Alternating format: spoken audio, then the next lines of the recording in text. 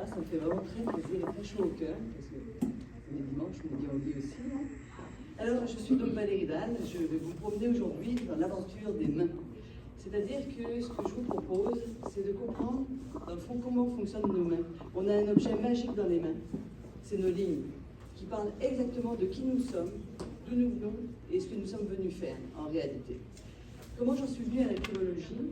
Eh bien, à la base, je suis thérapeute, mais plus sur le plan physique. Donc, j'étais massothérapeute, j'ai été formée par les Russes aux thérapies par les fréquences, et je suis aussi aromathérapeute et herboriste. Et à un moment donné, j'ai rencontré un monsieur qui s'appelait Jean. Et Jean était en chaise roulante. Et grâce à mes thérapies par les fréquences, on va dire qu'en 6 séances, bonjour, dans 6 séances, mon John, un matin, s'est levé et s'est mis à marcher. Alors, je ne suis pas Jésus. Et je l'ai vu tout de suite après. Parce que la fois suivante, quand il est revenu, eh bien, il était à nouveau dans sa chaise roulante. Parce qu'il avait à nouveau chuté. Donc, ce John m'a montré qu'il avait un très grand pouvoir d'auto-guérison. Puis qu'il avait le même pouvoir pour se détruire.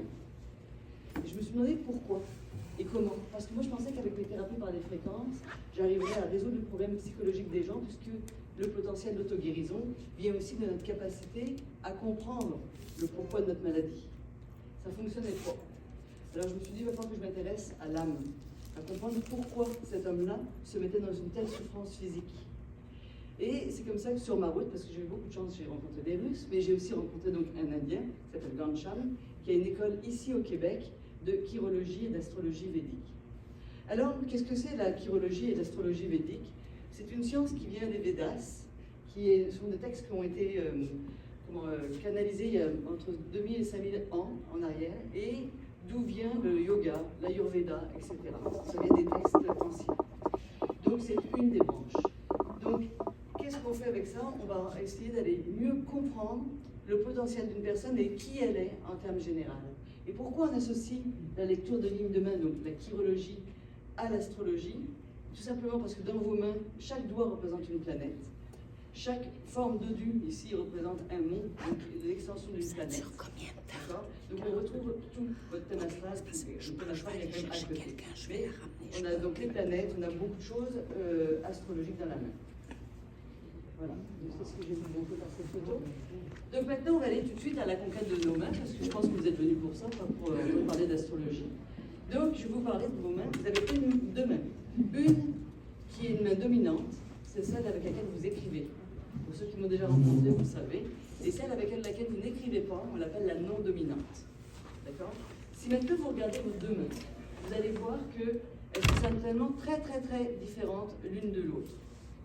C'est souvent le cas.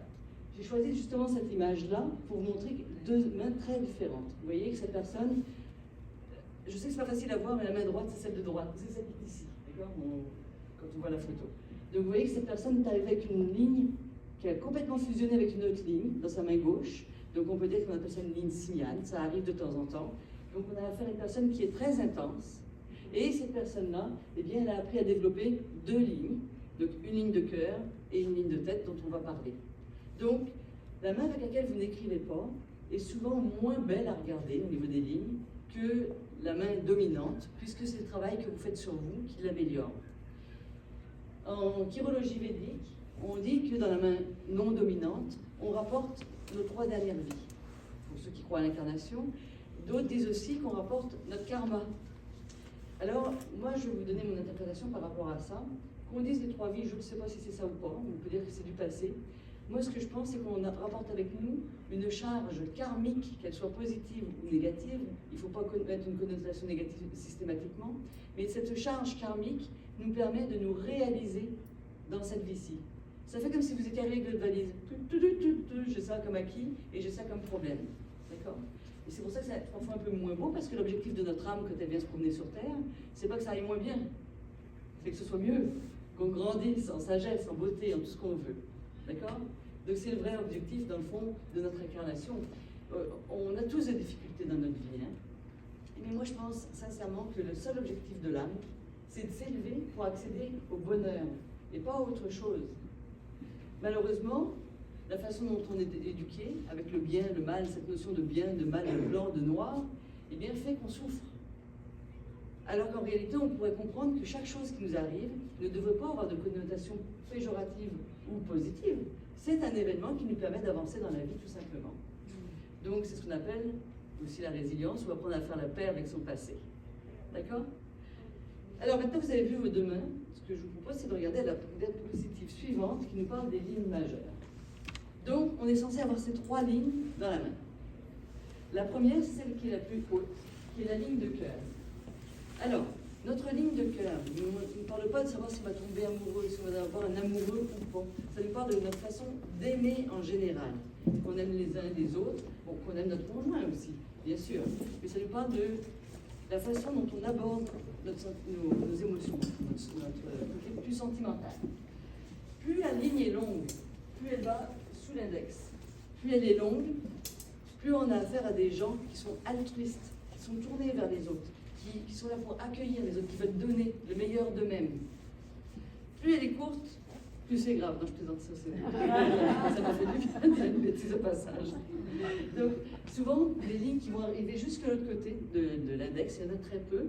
Ce sont des gens que j'appelle ça la ligne de Mère Teresa. C'est des gens qui sont tellement bons, tellement généreux.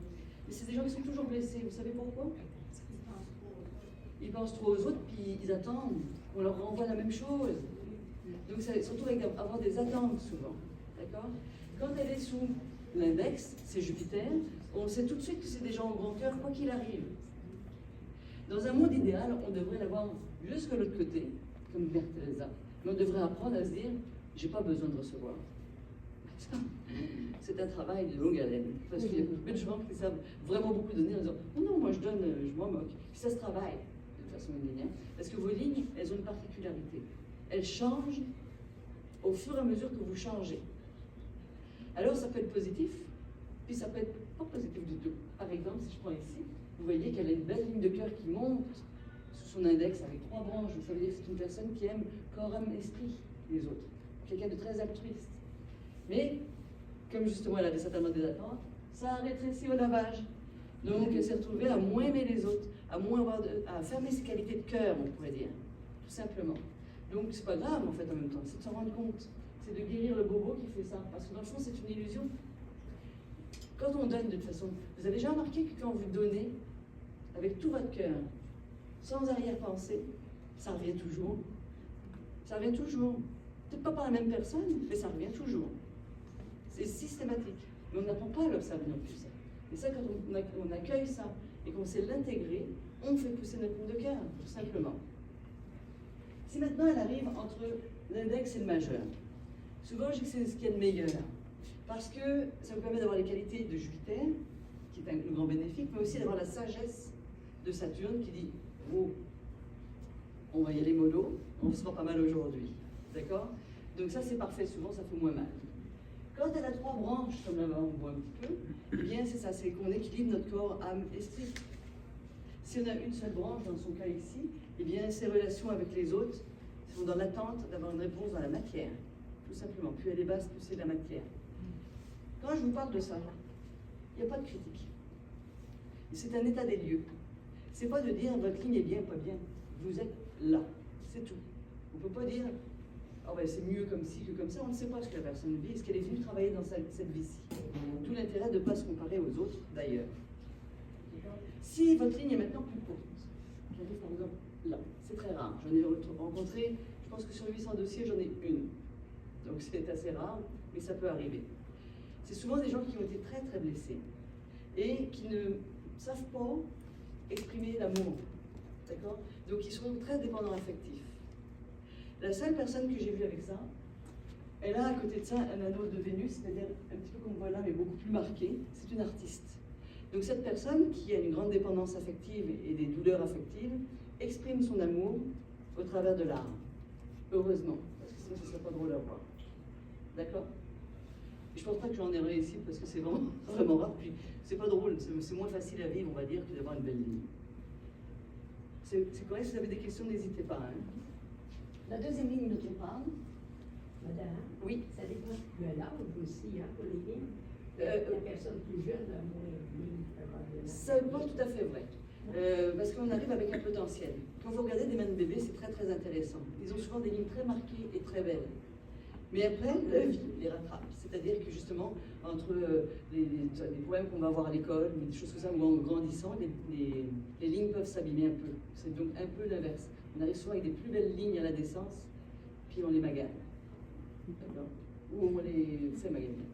Parce que souvent, le problème de l'enfance, c'est qu'on arrive avec un potentiel, et les épreuves qu'on vit dans l'enfance sont justement pour nous mettre sur notre voie d'âme, ce qu'on veut améliorer. Mais on ne le prend pas comme ça, parce que ce n'est pas comme ça l'éducation. L'éducation, c'est dire, plus jamais j'ouvrirai mon cœur parce que j'ai été blessé. Ou parce que l'autre m'a dit que t'es moche, j'aurai toute ma vie des doutes. Et toute ma vie, je vais acheter l'idée que je suis moche. Donc je ferai rien, j'y arriverai pas. Donc souvent, on arrive avec des lignes très, très fortes enfant. Et ça dépend encore une fois des personnes. Quand on a des lignes qui sont très intenses comme elles, bien profondes, c'est que notre potentiel, il est clair, il est bien exprimé. Quand elles sont plus fines, souvent c'est des âmes qui sont plus âgées, qui sont raffinées, et puis qui ont parfois beaucoup plus de sensibilité, voire trop, tout simplement. Ok ? Alors la ligne de tête. Les lignes en termes généraux, on aime qu'elles soient bien rondes, ça montre notre souplesse. Voilà. La mienne sont légèrement droite. Donc la ligne de tête, on la veut longue et ronde. Mais c'est pareil, c'est encore une fois, c'est pas une critique. La mienne est longue et droite. Donc quand elle est longue et ronde comme celle-ci qui arrive entre, on va dire ici, juste où elle est, on appelle ça Mars, et ici on appelle ça la Lune. Eh bien, ça veut dire que j'ai des gens qui sont à l'écoute des autres, qui peuvent accueillir les autres avec facilité. Pourquoi? Parce qu'ils sont comme ça, ils sont à l'écoute. Donc c'est les gens que vous allez chez eux en disant « j'ai pas le moral, assieds-toi, on va prendre un café, on va en discuter. » D'accord?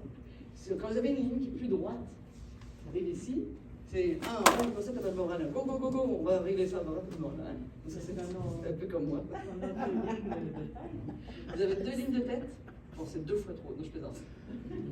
Vous êtes sûr de 2 lignes de tête? Vous voulez que je regarde? Non, le dessin, là, est-ce que c'est Elle en a une ou 2 lignes de tête? Une, ok. Une ligne de tête ici. Voilà. Ok, c'est ça. C'est ça. Donc, il y a des lignes qui sont très longues, il y a des lignes qui sont très courtes.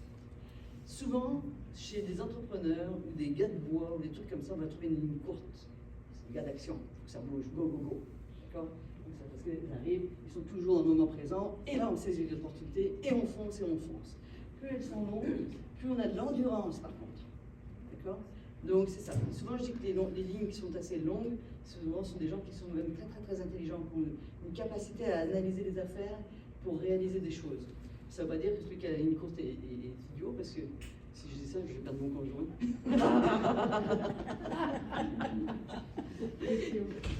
Je ne dirais pas, c'est des super gars, mais ils sont différents. D'accord? Et d'ailleurs, souvent en couple, si vous regardez les mains des couples, vous verrez que l'un compense l'autre. Il y en a un qui aura une petite ligne de cœur, puis l'autre une très grande ligne de cœur. L'autre qui aura une petite ligne, l'autre une grande ligne. Ça fait un équilibre. Vous voyez? Donc c'est souvent ça. Comme souvent, quand on parle de la profondeur des lignes très fines et très en surface vont se retrouver avec des lignes très fortes. Donc c'est ça la réalité du couple. On travaille ensemble pour grandir ensemble. Donc c'est souvent ça qu'on va rencontrer. D'accord? La ligne de tête, elle peut, vous avez vu comme la diapositive d'avant, je vous avais montré qu'elle avait fusionné, donc c'est ce qu'on appelle une ligne simiane. Quand la ligne de cœur fusionne avec la ligne de tête, c'est que là, parfois on rationalise les émotions ou on met trop d'émotions là où on devrait être rationnel. Donc ça fait des gens assez particuliers. C'est quand même assez fréquent, mais c'est une ligne qui est très intéressante pour les entrepreneurs. Parce que cette intensité-là, si on la met au service de la création d'une entreprise ou d'un projet, c'est très intéressant et ça donne de très belles choses. D'accord? Pas de questions sur la ligne de tête? Alors, je passe à la ligne de vie. La ligne de vie, je vais faire ma blague habituelle. Je trouve ça drôle, je me la rappelle à chaque fois. Elle peut être, normalement, idéalement, elle est ronde et longue, très longue. D'accord? Si elle est courte, c'est pas la peine, ce que j'ai toujours de faire des préarrangements funéraires. C'est pas la peine. Ça va pas dire que vous allez mourir tout de suite. Vous avez encore moins une journée. Non, je plaisante. Les lignes courtes. Je veux vraiment en parler de ça parce que souvent, les gens m'arrivent en disant moi, un jour, j'ai vu une chiromancienne qui m'a dit que ça va pas bien aller mon affaire. Je vais mourir jeune. Parce que ma ligne, elle s'arrête ici. C'est quel âge ici? Ah, c'est 40 ans. Vous avez quel âge? 39. C'est pas cool. Mais non, ça ne veut pas dire ça. Ça veut dire que quand on a une ligne courte, qu'il y a eu des événements dans notre vie qui font que parfois on se décourage sur le chemin. Donc on n'arrive pas à avancer dans nos projets comme on le voudrait.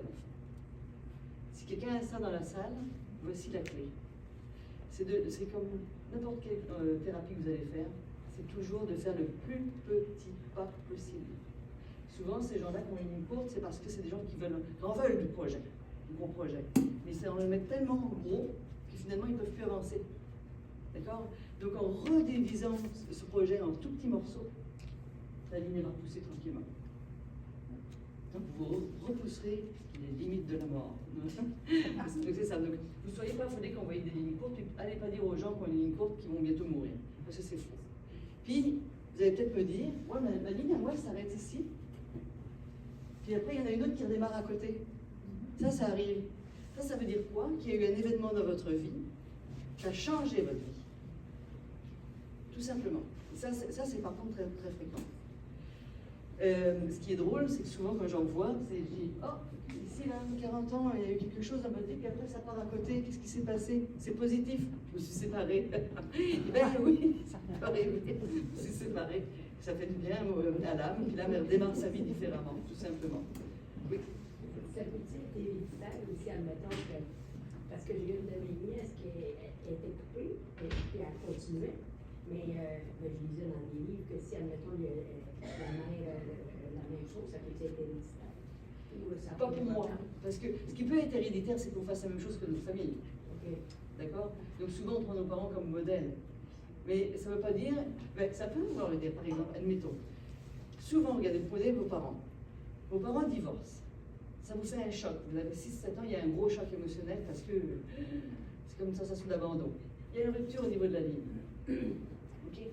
La ligne redémarre, vous faites votre vie, tout ça. Vous arrivez adulte. Vous vous dites, je vais la réussir ma vie. Puis nous, on ne se séparera pas. Vous savez ce qui se passe? C'est pas. Parce qu'ils n'ont pas réglé le problème. C'était pas ça qu'il fallait faire. C'était pas dire. C'était d'accueillir la séparation des parents. Là, on est dans la résistance. Ben, il y a une séparation. C'est pareil. On attire exactement la même chose. Donc c'est pour ça qu'il peut y avoir dans ce cas deux lignes identiques. D'accord? Ça a du sens? Oui. Hein? C'est ça. Donc la ligne de vie, c'est ça. On veut qu'elle soit assez arrondie, puis qu'elle soit longue. Ça veut dire qu'on aime la vie, on en jouit de la vie, puis on avance tranquillement sur notre chemin. Si maintenant elle est un petit peu plus droite, ou plus serrée, ça c'est Vénus. Vénus, c'est le monde des plaisirs et de l'amour.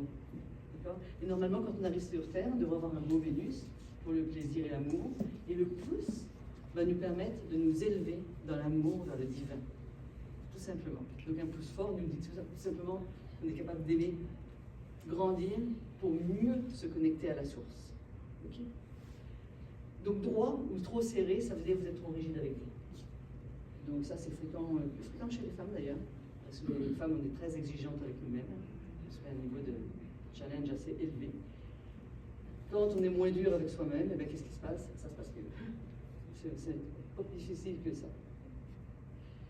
Maintenant, ce que je vous ai montré, c'était des lignes majeures qui vous parlent de votre potentiel inconscient. Okay. Pour arriver à exprimer ce potentiel inconscient, il faut des lignes mineures. Juste, je vous rappelle pour les photos que j'ai mises, que c'est pas parce que vos lignes sont fines qu'elles n'existent pas. Là, les mains que vous voyez ici, c'est une autre personne qui est noire. Et les personnes noires ont des lignes beaucoup plus profondes que les mains de blanc et beaucoup les jaunes, tout ce qui est jaune, chinois, cambodgiens, etc., ont des lignes très fines. Donc, il y a une interprétation à changer aussi là. D'accord? Donc, si vos lignes ne sont pas aussi fortes, c'est pas grave. Là, c'est exceptionnel. C'est pour ça que j'ai pris, parce qu'on les voit bien. D'accord?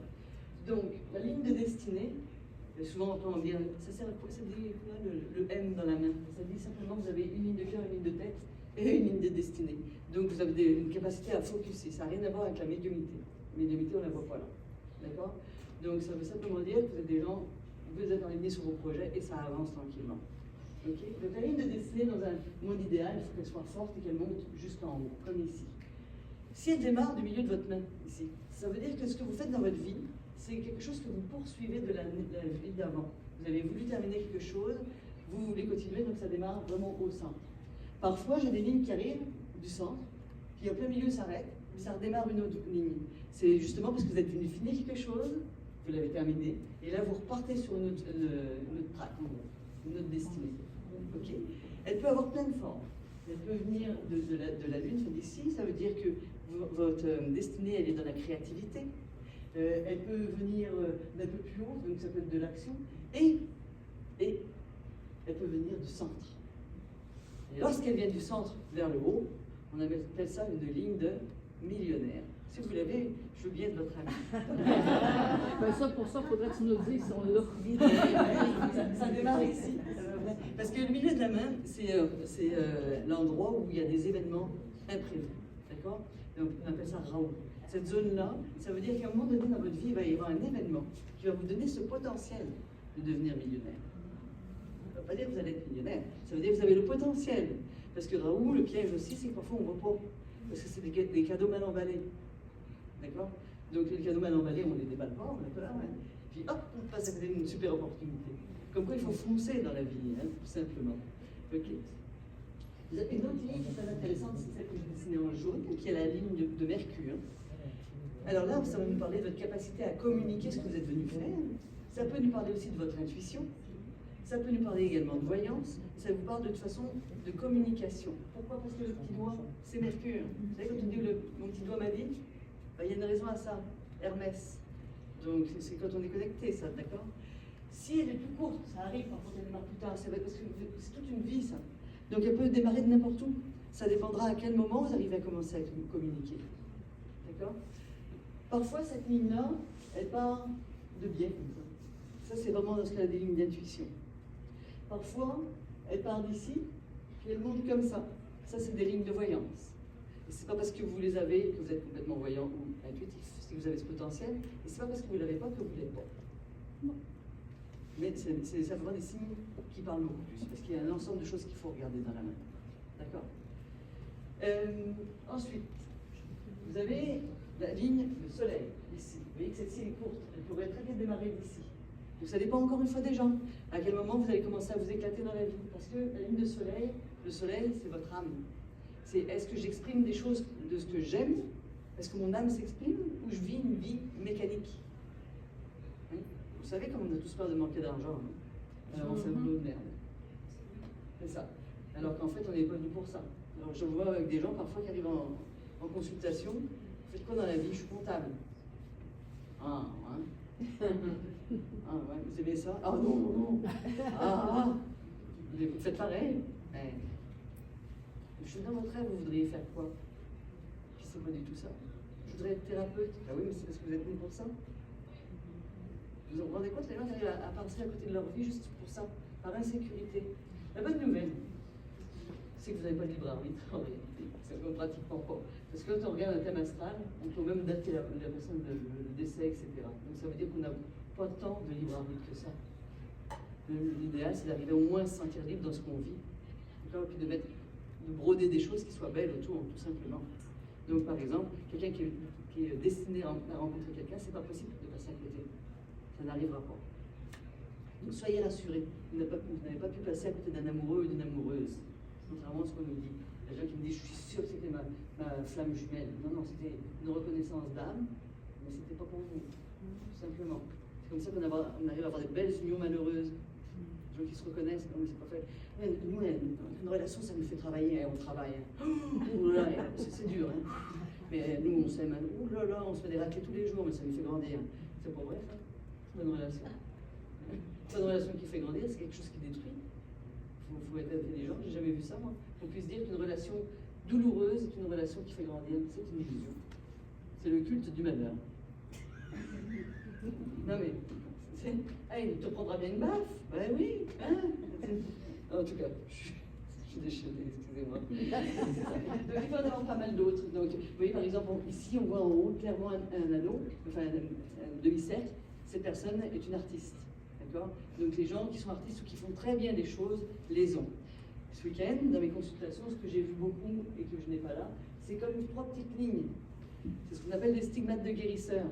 Les gens qui ont ça sont soit des guérisseurs, effectivement, soit ils expriment leur talent d'une telle façon qu'ils sont des guérisseurs pour les autres.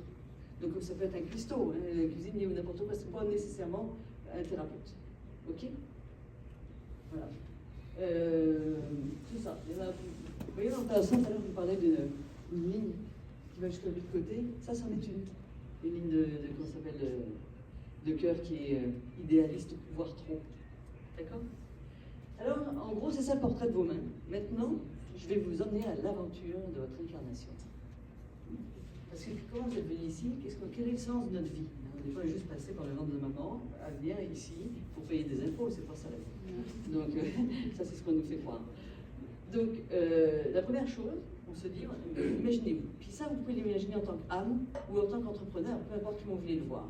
Ok? C'est comme si vous étiez de l'autre côté du voile, vous vous disiez, oh, moi je vais faire un petit tour sur Terre, travailler quelque chose ou réaliser quelque chose, ou proposer un parcours. D'accord? Ça, c'est l'intuition première, les terres, le petit doigt. Il représente aussi Mercure. Donc vous dites, vous savez, comme ceux qui savent comment ça s'appelle dans la Bible, c'est écrit au commencement était le Verbe. Hein? D'accord? Et le Verbe était dirigé vers la lumière, donc c'est bien ça. Donc après avoir pris la décision de dire, ah, je m'incarne, il faut faire quelque chose, il faut densifier la matière dans laquelle on est. C'est-à-dire que de cet être éthéré, il va falloir commencer à lire qu'est-ce qui va m'inspirer si je suis sur Terre. Donc, de commencer à être plus dense, etc.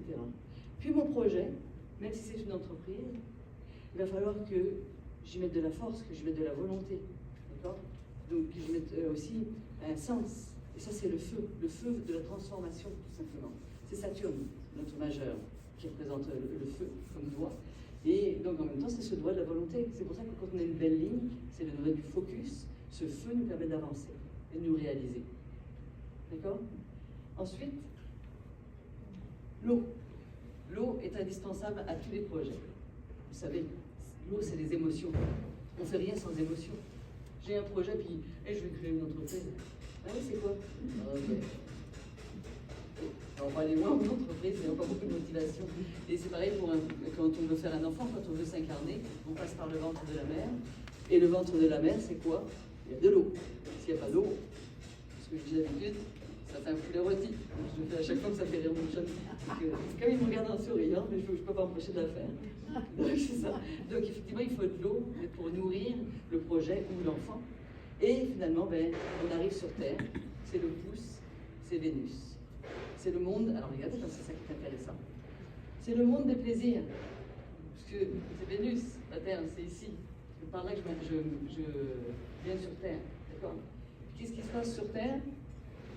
Moi, je sais que je ne vais pas m'incarner. Je sais que si je ne vais pas m'incarner, je vais m'obliger. Mais non, il y a des moments, je ne comprends pas. On est venu parce qu'on avait envie de venir. Moi, je suis certaine de ça.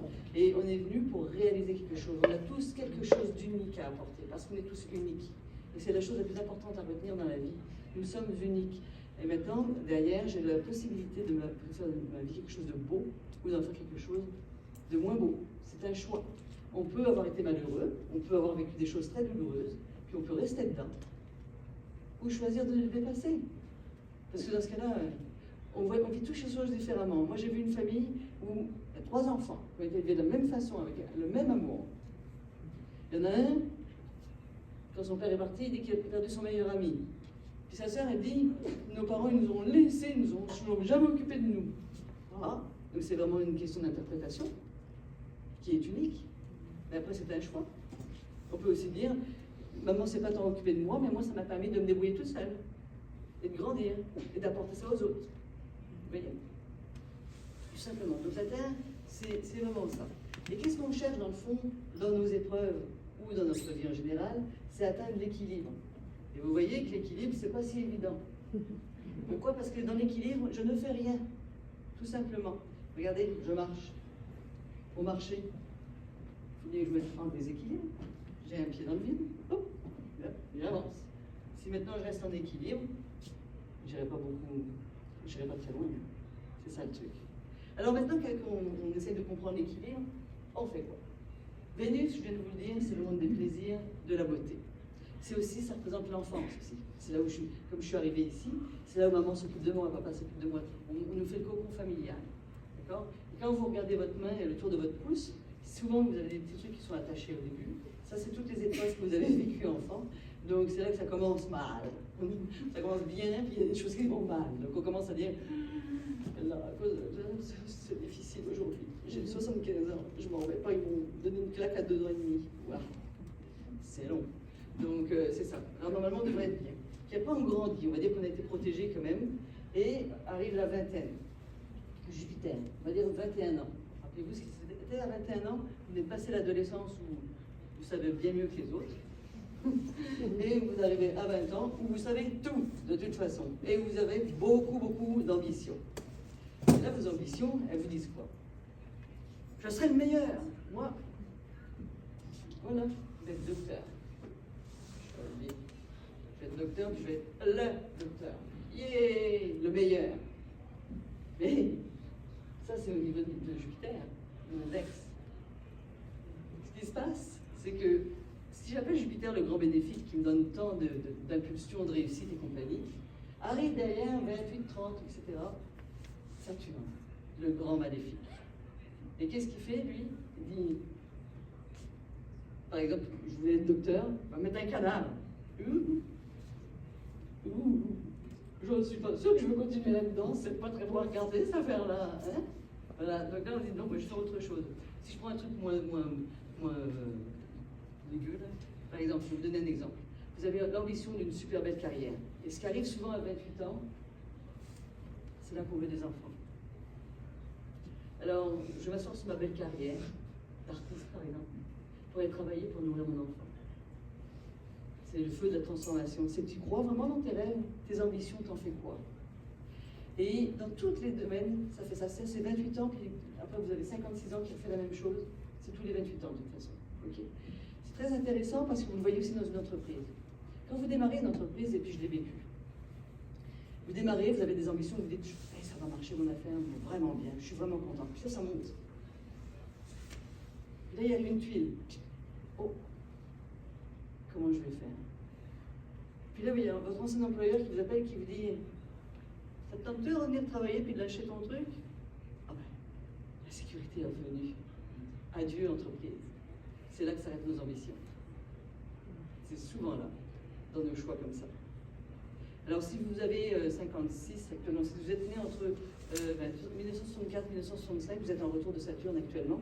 C'est le moment où vous êtes en train de vous choisir. Donc si vous vivez des choses, c'est relié à ça. Alors notre beau Saturne, qu'est-ce qu'il aura fait? Il nous aura un petit peu magané, mais c'est pas si grave. Parce qu'à la sortie, c'est pour ça que j'ai mis un phénix, c'est que ce phénix, dans le fond, c'est nous qui renaissons de nos cendres pour arriver à quoi? À nous, beaucoup plus beau. C'est-à-dire que là, on arrive à ce doigt-ci, à l'annulaire, pardon, qui représente le soleil, qui représente mon magnétisme. Et si je suis passé dans le bonheur, dans le tendeur, souvent, j'en ressors grandi, ou j'en ressors pas d'ailleurs, c'est presque ça. Mais quand on en ressort, généralement, on est plus fort, on est plus beau, on est plus pur. C'est nous raffinés. D'accord? Donc ça, on est plus dans la cinquantaine. Ok? Et qu'est-ce qu'on va pouvoir faire là? On va commencer à briller. Les gens vont nous remarquer, ils vont voir notre magnétisme. Waouh! Cette personne, vous avez vu comme elle est belle? Oui, parce que cette personne-là, elle a grandi là-dedans. Alors, si vous êtes passé dans le tendeur et puis que vous avez bien compris votre leçon, vous avez certainement une étoile qui est inscrite sous votre doigt. Si vous avez une étoile à 5 branches ou à 6 branches, ça veut dire que votre âme est prise, elle est sur son X. Elle a compris ce qu'elle faisait là. Elle a compris pourquoi elle avait vécu ces épreuves. D'accord? Donc ça fait grandir. Puis c'est là que le succès arrive, la reconnaissance, tout ce qu'on veut. C'est chouette, hein? C'est vraiment chouette. Mais rien ne nous appartient sur cette terre. C'est ça qu'il fallait se rappeler. Donc on arrive à Mercure, notre petit doigt, qui est le doigt du détachement. Alors pour ceux qui m'ont vu déjà, et à qui j'ai demandé de mettre la main à plat, si vous vous amusez à mettre naturellement votre main à plat sur votre jambe ou un truc comme ça, si votre petit doigt se sauve vers l'extérieur, c'est que le détachement pour vous, c'est très difficile. Et pourquoi je vous dis le détachement? Parce que dans le fond, on n'emporte rien. Même si vous avez la ligne du millionnaire, le jour de votre départ, vous ne pourrez pas l'emporter avec vous. Donc il faut se détacher pareil. Ça ne servira à rien, ça vous aura servi dans votre vie, mais ça ne sert à rien de vous dire que vous allez pouvoir l'emporter. La même frustration, la même chose avec les frustrations. Si vous restez dans vos frustrations, vous êtes toujours avec vos frustrations, ça veut dire que vous ne vous détachez pas des événements que vous avez vécus. Ce sont des événements. Ils sont dans le passé. On ne peut rien faire sur le passé. On peut corriger le présent pour avoir une action sur le passé, c'est tout. C'est la seule chose que vous pouvez faire. D'accord? Alors pour finir, ce que je voulais vous dire, surtout par rapport à l'argent et tout ça, c'est que votre réussite matérielle est simplement au service de votre réalisation intérieure. Et pour finir ma petite histoire sur une petite note d'humour. Je vous ai dit le doigt du détachement. C'est l'heure du départ qui a sonné. Tout à l'heure, on a vu qu'on arrivait, on partait du petit doigt, on redescendait vers la main. En fait, la naissance se fait ici. C'est ça que je vous ai pas dit tout à l'heure, c'est Mars. Mars, il faut pousser, le bébé arrive. D'accord? Lorsqu'on a fait ce même processus inverse pour repartir, eh bien, la sortie est ici. C'est l'autre Mars. On appelle ça la galaxie de Mars, entre les deux. Donc, ce qui est génial, c'est que tout ce que vous laissez ici, là, que vous emportez avec vous, vous allez le ramener ici. Donc, c'est un peu comme quand on se couche le soir. Le soir, je me couche. Je suis en maudit après quelqu'un. Ce qui est le fun, c'est qu'il est fort probable que demain matin, je me réveille toujours en maudit. Hein? C'est intéressant. Alors que si on se décide que tous les jours, on a une petite mort à nous-mêmes, qu'on se couche le soir en disant « je vais me faire de la gratitude, je vais avoir de la gratitude pour ce que j'ai vécu, je vais faire la paix avec ce que j'ai vécu » et comprendre l'ensemble de ma journée, normalement, demain, vous reviendrez, mais mieux et en paix. Vous voyez l'intérêt de faire la paix le soir? Ben ça, c'est juste ça. Parce qu'en plus, imaginez-vous vous mourir dans votre sommeil. C'est terrible. Vous allez revenir sinon avec la frustration, alors que sinon vous allez revenir avec des choses où vous serez bien. Ça fera moins de choses à régler ou à pardonner. Voilà. Donc c'était ça que je voulais vous partager. Si vous voulez venir me voir, je suis au kiosque 18. Je ne me trompe pas, hein? Vous avez le kiosque 18. Je donne des consultations. Je vais lancer bientôt un atelier de chirurgie, d'initiation à la chirurgie. Ça sera sur 12 heures, pardon, il est en rodage actuellement, donc il sera encore mieux, c'est ça. Et bien en gros c'est ça. Je consulte ici, sinon vous pouvez me voir à Sherbrooke. Les consultations se font chez moi ou par correspondance. Merci beaucoup. Et si vous avez des questions, je